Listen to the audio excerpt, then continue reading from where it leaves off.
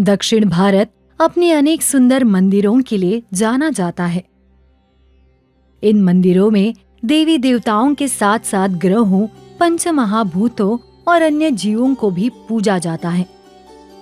वैसे ये सभी मंदिर उनमें पूजे जाने वाले देवी देवताओं के नाम से जाने जाते हैं। लेकिन एक ऐसा मंदिर है जिसे इंद्रदेव के वाहन ऐरावत के नाम से जाना जाता है। ऐसी क्या खास बात है इस मंदिर के बारे में, आइए जानते हैं। भारत के तमिलनाडु राज्य के कुंभकोणम शहर के दारासुरम नामक छोटे से हिस्से में ऐरावतेश्वर नामक एक भव्य मंदिर है। यह मंदिर 12वीं सदी में तंजावुर के शासक राजराजा चोल द्वितीय ने बनवाया था। यह मंदिर बृहदेश्वर और गांगईकोंडा चोलीश्वरम मंदिरों के साथ ही बांधा गया था। यह मंदिर भगवान शिव को समर्पित है। इस मंदिर से जुड़ी कथा कुछ इस प्रकार है।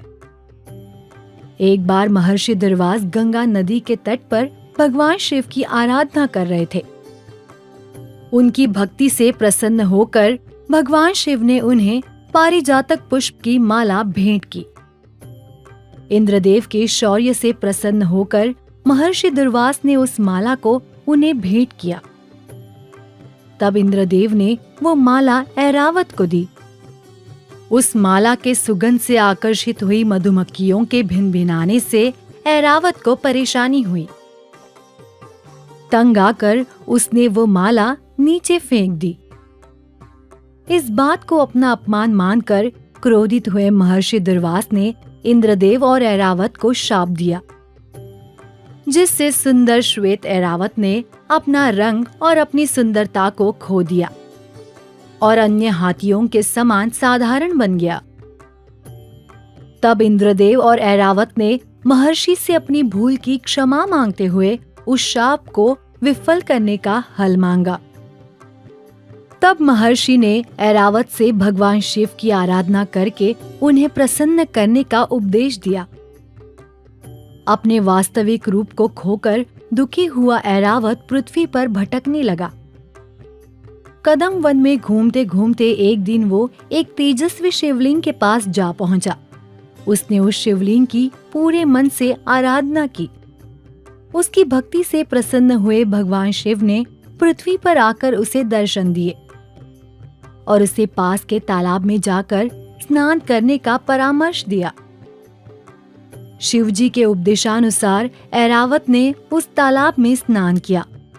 तब उसे महर्षि दुर्वास के शाप से मुक्ति मिली और उसने अपना खोया हुआ वास्तविक रूप पा लिया।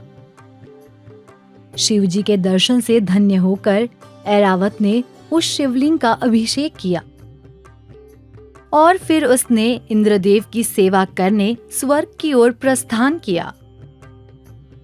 ऐसी मान्यता है कि ऐरावतेश्वर मंदिर को इसी कथा से नाम मिला है। यहाँ पर स्थित तालाब यमतीर्थम के नाम से प्रचलित है। एक बार किसी ऋषि के शाप के कारण मृत्यु के देवता यमराज के शरीर में जलन हो रही थी। इस जलन से पीड़ित होकर उन्होंने भी यहाँ के तालाब में स्नान किया और इस मंदिर में भगवान शिव की पूजा की थी। इसलिए इस तालाब को यमतीर्थम के नाम से जाना जाता है। इस मंदिर की खास बात ये है कि यहाँ की दीवारों पर यह कहानी तराशी गई है। इस मंदिर की दीवारों पर रथ के आकार की अनेक नक्काशियां देखने को मिलती है और इनमें इंद्र, अग्नि, वायु, ब्रह्मा आदि देवी देवताओं की नक्काशियां भी शामिल है। यहाँ अन्य मंदिरों की तरह भगवान शिव के मंदिर के सामने ही उनके वाहन नंदी विराजमान है। वह स्थान नंदी मंडपम के नाम से प्रसिद्ध है। उसके पास ही बालीपीठम नामक 7 सीढ़ियां स्थित है।